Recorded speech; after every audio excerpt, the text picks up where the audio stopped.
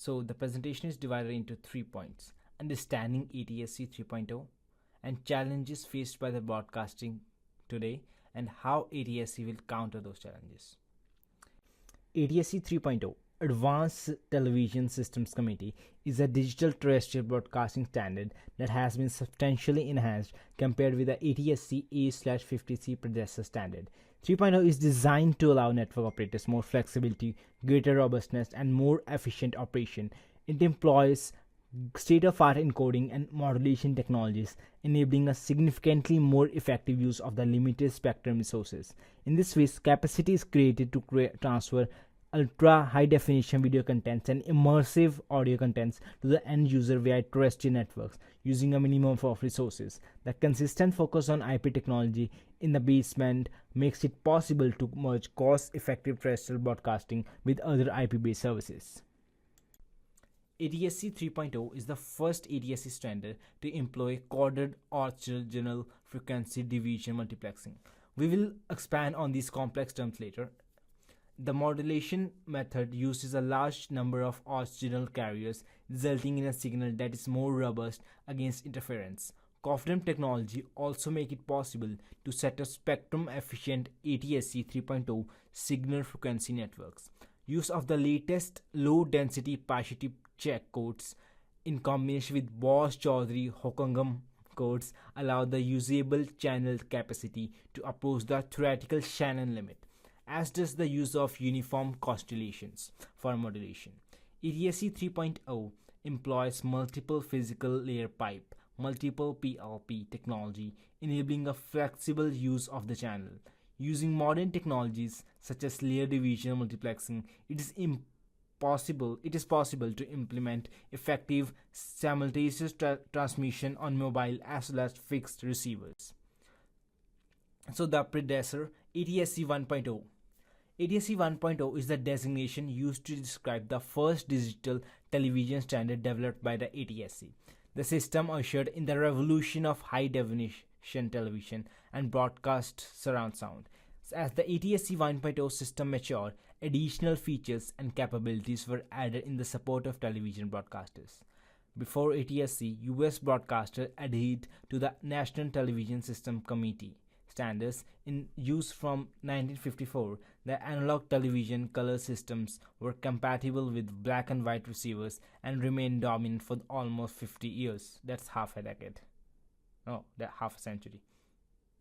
Remained dominant for almost 50 years until the broadcast industry began the transmission to digital.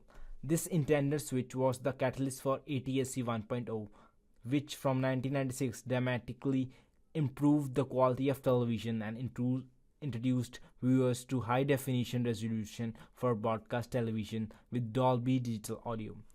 The widespread adoption of this new standard across the US broadcast industry marked the first step in the HDTV revolution, replacing traditional analog TV signals with digital broadcasting, a move finalized in US in 2009. Now I'm going to discuss why broadcasting needs a hero or ATSC 3.0 to save it. What are the demands for change that require the broadcasting industry to evolve? Streaming services are a rapidly growing market projected to reach $171 billion in 2021 and $252 billion by 2025, while traditional TV revenue is declining. 4K and 8K video resolutions are adding to the demand for bandwidth. Live sport events are one of the most few remaining types of programming that are best suited for traditional TV, and they continue to draw larger audiences. However, streaming services are starting to make inroads into this area, with some services offering live sports programming or partnering with traditional TV networks to offer sport content. Younger viewers are likely turning to streaming services for the entertainment need. ATSC 3.0, the future, because it's able to provide 8K and 4K video quality at a high frame rate with HDR, high definition range. And it's not married to a single video format. It's currently using H.265, but it's not married to, and if we want to provide new codecs, it will be able to stream those two. ATSC 1.0 used Dolby AC3, an audio format that is limited to 5.1 channel surround sound. ATSC 3.0 uses the newer Dolby AC4 for broadcasters of up to 7.1.4 channel audio, and it supports object based sound formats like Dolby Atmos. Adaptability. AC4 can adapt to your gear. So if your TV or audiovisual receiver can support 5.1.2 Dolby Atmos, it's also available on the movie you're watching. That's what you will get. But lesser components still get a version they can reproduce too. ATSC 3.0 also makes it possible to watch broadcast video on mobile devices like phones and tablets, as well as in cars. Advanced emergency alerts are like part of the standard, including better geo-targeting, which means advancements like the ability to broadcast evacuation routes to areas that need information. Broadcast TV on mobile. 3.0 is designed with mobile devices in mind, and companies like Sinclair Broadcast Group have introduced mobile receiver chips and even created an Android prototype phone. This talk of integrating ATSC 3.0 with 4G networks, it's unlikely that Apple will include ATSC 3.0 in its devices due to its investment in Apple TV Plus, but Android devices, especially those made by Samsung, Sony, and LG, could adopt the new standard in future models. Internet equal to broadcast. So with broadcast, can broadcast replace internet in any way? 3.0 of use of internet protocol allows for broadcast of IP based data, not just audio and video. This data casting can provide up to 25 Mbps IP data download to homes within reach of an ATSC 3.0 signal. While it can't replace the existing internet access, data casting could expand scenarios like Microsoft MCN Direct. Broadcasters may be hesitant to get into a IP delivery business, but the FCC has eased the transactions to encourage innovations with ATSC 3.0. So the downsides of 3.0, it's not 3.0 is not backward compatible with 1.0, which means that if your TV doesn't include an 3.0 tuner, you will need an external converter to make use of those signals. You will only need a single 3.0 tuner for every TV in your house, however. Current 1.0 tuners like the Tableau can redistribute HD OTA signals over your home network via Ethernet or Wi-Fi, and there is no reason 3.0 tuners couldn't do the same thing. One possible downside, depending on how you look at it, is that the same geo-targeting that allows for advanced emergency alerts can also be used for targeting ads. This means that ads you see on the TV will start to closely resemble what you see online. We are not yet sure how this will play out for major advertising events like the Super Bowl, but on the whole, if targeting ads don't bother you on the app, shouldn't bother you on the TV. So what to expect? What can we expect? When can we expect 3.0 to arrive? 3.0 it already here. In late 2021, Fox television stations and Nexstar Broadcast Group converted 3 LA stations to 3.0 format, with similar station conversion carried out in the Wisconsin this past January. Also notable that recently Humber also launched the ATSC 3.0 lab for research purposes. It's called B2C lab, I guess. Keeping expectations in check, and enthusiastic as we are about all the benefits of 3.0 will bring, we don't expect to see them immediately. In Portland, one of the very first markets to begin 3.0 broadcasting, video resolution is currently restricted to HD. It is likely won't look any different than current 1.0 signals. According to ATSC in 2021, the 3.0 host could eventually offer 180p 60 HD with high dynamic range, pending available content from networks, or maybe even 4K USD. But the dream of a full roster of channels broadcasting in 4K HDR around the clock is probably years away. Years away. My bad. Should you buy a new television?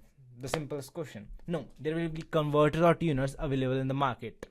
So if you happen to be in the market for a new TV and want to future-proof yourself, several TV makers including LG, Sony, Samsung, and now Hisense are now selling 3.0 compatible TVs for the US market.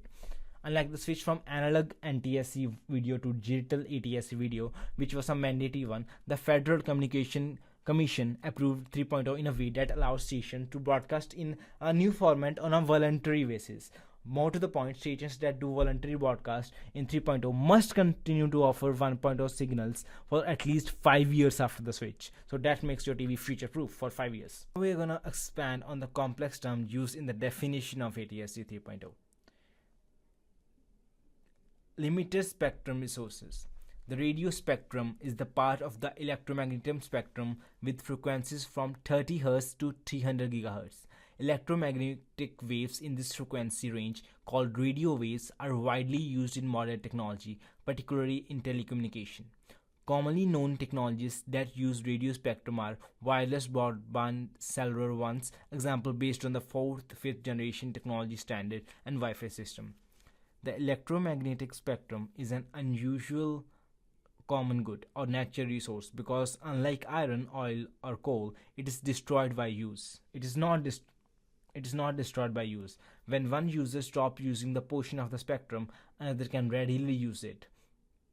The spectrum is scarce though, because at any given time and place, one use of a portion of the spectrum precludes any other use of that portion. To prevent interference between two different users, the generation and transmission of radio waves is regulated by national and/or national laws and further coordinated at the international level by an international committee, International Telecommunication Union. Low density parity check, LDPC codes. Low density LDPC codes represent a class of error and correcting codes that may be employed for providing error correction of transmission errors in communication systems. Bose-Chaudhary Hokangam codes. I can't pronounce that, I'm sorry. Bose-Chaudhary Hokangam BCH codes form a class of powerful random and multiple error correcting cyclic codes. They are relatively easy to encode and decode using the algebraic decoder. Non-uniform constellations for modulation. In digital modulation, a constellation refers to a set of points in a complex plane that represent the different symbols that can be transmitted. Non-uniform constellations are a type of constellation where the points are not uniformly spaced. And UC can be optimized for different performance metrics such as power efficiency, spectral efficiency, or bit error rate. Multiple physical layer pipe, multiple PLP. Multiple PLP is a technique used in digital broadcasting that allows the transmission of multiple physical layer signals into a single channel. Each physical layer signal is called physical layer pipe and contains a separate bit stream of data. These bit streams can be used to transmit different services or applications such as TV channels, radio programs, or data services. Layer division multiplexing, LDM. LDM is a technique used in digital communication systems to combine multiple independent data streams into a single high-speed data stream for transmission. It is a type of multiplexing that uses the concept of layers where each layer corresponds to a different data stream. In LDM, the data streams are divided into different layers according to their priority and bandwidth requirements. The layers are then multiplexed together into a single data stream which can be transmitted into a single communication channel. At the receiving end, the data stream is demultiplexed to extract the individual data streams.